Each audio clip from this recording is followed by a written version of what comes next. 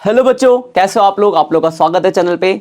आप लोगों का कहना था कि सर हमें कुछ प्रैक्टिस पेपर प्रोवाइड करो जिससे हम प्रैक्टिस कर सके, और हमें पेपर तो मिल जाते फिर उनकी मार्किंग स्कीम नहीं मिल पाती तो बड़ा दिक्कत आती है। तो आप लोगों के कहने पे मैं आप लेकर आया हूँ वैसे पेपर्स जहाँ पे आपको पेपर भी होगा और मार्किंग स्कीम भी होगी। आप अपनी एक्यूरेसी चेक कर सकते हो क्योंकि प्रैक्टिस ही इंसान को परफेक्ट बनाता है। तो टॉपिक रिवाइज होने के बाद ये 3 घंटे का टाइम लगा के प्रैक्टिस ज़रूर करो, तभी आपकी बात बनेगी। जो हमारे ऑफलाइन बैचेस में टेस्ट होते हैं उनके पेपर भी मैंने डाल दिए ऑलरेडी। 4 पेपर ऑलरेडी जल चुके हैं और ये कुछ केवी के पेपर्स हैं जो कि हमारे टीचिंग ग्रुप में आते हैं, वो मैं आपके साथ शेयर करूँ कि आप इससे प्रैक्टिस करो कि आपको डिफरेंट डिफरेंट तरह के क्वेश्चन मिले। बेसिकली प्रैक्टिस से क्या होगा कि आपको डिफरेंट डिफरेंट वैरायटी के क्वेश्चन मिल जाएंगे। आप इतने पेपर बना के जाओगे तो एग्जाम टाइम में क्या होगा, आपको हर क्वेश्चन अनटच नहीं लगेगा और वहाँ पर फिर आपका पेपर छूटेगा भी नहीं और फटाफट हो जाएगा। तो मैं आपको एक पेपर दिखाता हूँ। ये जयपुर रीजन का पेपर है। मेरा पेपर देखो, ये आपका जयपुर रीजन का पेपर है जो वहाँ प्री बोर्ड का एग्ज़ाम हुआ था केवी का, केंद्रीय विद्यालय का। आपको पता ही है केवी का और सीबीएसई का मतलब पेपर तो एक ही है, एक ही जैसा ही है। और आपको तो बेसिकली प्रैक्टिस से मतलब है, तो प्रैक्टिस के बहुत काम आने वाला है। जैसे इसमें क्वेश्चन आपके पहला सेक्शन पार्टनरशिप और कंपनी का है। ये आपके एमसीक्यू जैसे पहला एमसीक्यू दे रखा है, ये देखो। अगर आप ये क्या कहते हैं असिस्टेंट रीजन पे दे रखा है दूसरा एमसीक्यू।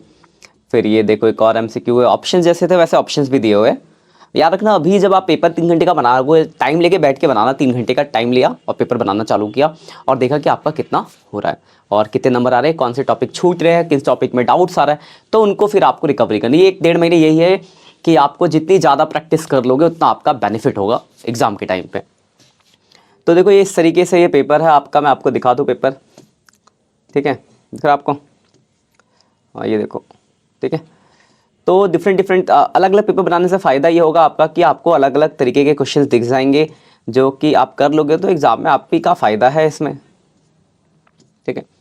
तो जितने क्वेश्चन थे उतने क्वेश्चन यहाँ भी डाले गए हैं, दिख रहे हैं आपको। और चॉइस भी ऐसी जैसे जैसे आपको मैंने वो ब्लूप्रिंट दे रखा ना, ब्लूप्रिंट के हिसाब से पेपर है, ऐसा नहीं है कि अलग से होगा। और बेसिकली आपको तो एक प्रैक्टिस के लिए ये सेकंड जो आपकी कैश बुक वाली बुक जो है उसकी फाइनेंशियल एनालिसिस, तो वहाँ से क्वेश्चन आपके देख रहे, ठीक है। आपको ये तो मैंने पेपर दिखाया, ठीक। अब देखो आपको करना क्या है, वो बात उस पर आते हैं। पेपर दिखा दिया मैंने आपको। सबसे पहला काम, आप 3 घंटे का टाइम लगा के बैठोगे। इतना समझो कि एग्जाम दे रहे हो आप, तो 3 घंटे का टाइम लगा। ऐसा नहीं कि एक क्वेश्चन आज बना लिया फिर 2 क्वेश्चन कल बना रहे, फायदा नहीं होगा उससे आपको। आप 3 घंटे का टाइम लगाओ, बैठो, पेपर सॉल्व करो। पेपर सॉल्व करने के बाद ये नीचे आना, देखो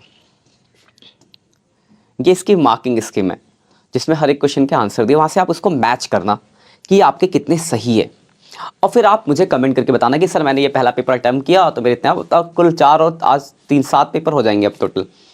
तो आप ये अटैम्प्ट करके बताना कि सर मेरे कितने नंबर। अब 7 पेपर अभी और भी डालूंगा मैं, 10-15 पेपर डाल दूंगा।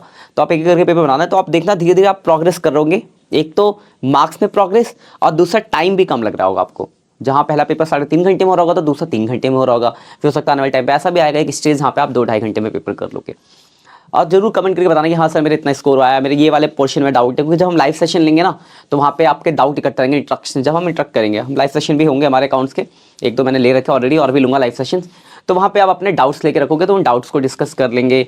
आपकी परेशानी होगी सर मेरा ये वाला पोर्शन में दिक्कत आ रही है, तो आप कमेंट करके रखिए सर मेरी इस पोर्शन में दिक्कत है, उस टाइम पे कमेंट कर देना।